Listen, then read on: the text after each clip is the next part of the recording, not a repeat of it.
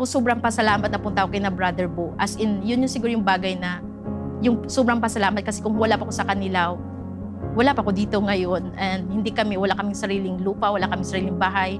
Hindi kami matulungan. Kasi ako, breadwinner ako ng family namin. Ako lang yung nakapagtapos ng pag-aaral.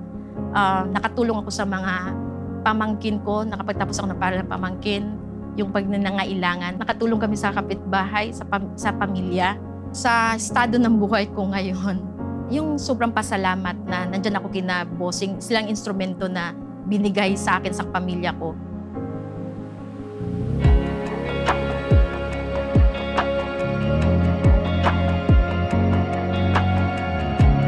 Day 11. Our gospel today is taken from Luke. Give and it will be given to you. A good measure, pressed down, shaken together, and running over, will be poured into your lap. Hi, ako si Gina Macahilos. Kasambahay bookkeeper ngayon ng boss ko, si Brother Bo Sanchez. Dumating ako sa kanila ng September 2 of 2002. Ngayon ay ako ay 23 years na sa kanila. This coming September. High school pa lang, first year high school, pinaalis na kami sa tintirhan naming bahay. So, pinalipat kami sa highway. So, kaya napunta ako kina Bossing, para number one goal ko po is yung parang makapag-save ng pera para makabili ng sariling lupa. Kung yung parang matuturing namin sa amin. Dati, pagka-graduate ko ng high school, namasukan ako bilang kasambahay din sa Corinthian Gardens. Tapos, sabi ng kapatid ko, paralin ako ng college. Tapos, umuwi ako. Tapos, hindi pala natuloy. Pero nakapag-enroll na ako sa Foundation University sa Dumaguete. Tapos sabi ko, hindi ko kaya nila akong paaralin sa allowance pa lang. So, gusto kong bumalik ng Manila ng 2002 August. Tapos yun yung may malayo kong kamag-anak na nagsabi na may naghahanap ng kasambahay dito sa Manila. Kaya napunta ako kina Brother Boom.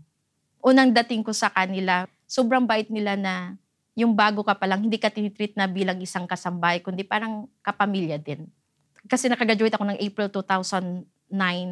Tapos nung ilang months after, pinharama ako nila ni Bossing ng pang down payment sa lupa, which is sobrang, yun yung siguro yung pinakaswerte na part ng buhay ko na sa kanila. Kasi yun yung nagbigay ng, yung pag-asa na magkaroon kami ng sariling lupa namin tintirhan. From laging highway, na dadaan yung bus, tapos yung bahay naming kubo. Tapos napunta na kami sa sa sarili naming, maturing naming sarili. Tapos yung June 2009, yun yung time din na namatay yung papa ko. Yun yung, before siya namatay, parang sinabi niya sa akin na kahit anong mangyari, hindi ako dapat umalis sa bus ko kung hindi ako paalisin. So yun yung time na yung parang pag-asa na sobrang pasalamat kasi napunta po yung sa amin yung lupa na yun na bago man lang mawala yung papa ko. Kasi yun yung pinaka-goal po namin na magkaroon ng sariling lupa. Tapos hanggang kalaunan po ay na fully paid ko po yung lupa. Tapos year 2010, syempre panay akong hiram kinan ni Bossing ng ganyan. So yun yung tinulungan kami paano mag-invest sa stock market. At first, mahirap siyang gawin kasi breadwinner din ako sa family ko kahit bunso ako sa 6 na magkapatid. Hanggang sa kalaunan na natututo na po ako ng disiplina na maglagay sa stock. Hanggang ngayon po ay medyo lumaki ng kaunti. Tapos year 2014, ayun yung nakapag-start ako na magpagawa ng, yung lupa na po yun, paggawa ng bahay na sementado, na dati kubo, na pag umuulan, nag-worry na yung naanuhan ng ulan. Pero ngayon po, na siya, natapos na, hindi man siya tapos, pero at least masabi naming sarili po namin na kahit umulan bumagyo, wala na pong ulan na papasok sa loob po ng bahay.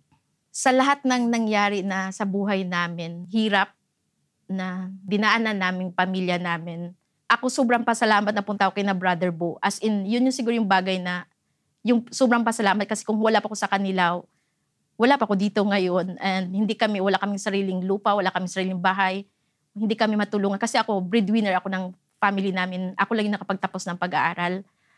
Nakatulong ako sa mga pamangkin ko, nakapagtapos ako ng paral ng pamangkin, yung pag nangailangan. Nakatulong kami sa kapitbahay, sa pamilya. Sa estado ng buhay ko ngayon, yung sobrang pasalamat na nandyan ako kina bossing, silang instrumento na binigay sa akin sa pamilya ko para kung saan ako ngayon na nakakatulong sa pamilya ko kung sa kamag-anak ko. Siguro yung ano ko po, yung hinihiling ko po ngayon na sana humaba pa ng buhay. Sila boss, syempre, yung family ko, yung manakapaligid sa akin. Yun yung pag-asa na sana humaba yung buhay ng mahal ko sa buhay para maging masaya yung lahat. At saka yung sa trabaho ako ngayon, mas nakakatulong pa ako dun sa mga tao na nangailangan ng tulong ko. Dear God, teach me to trust you when I find it hard to forgive. Remind me that as I have received your mercy, I must be merciful. How easily do you judge others, especially their faults and weaknesses? Can you forgive as you have been forgiven? Be part of a faith-filled community. Go to feast.ph and join us.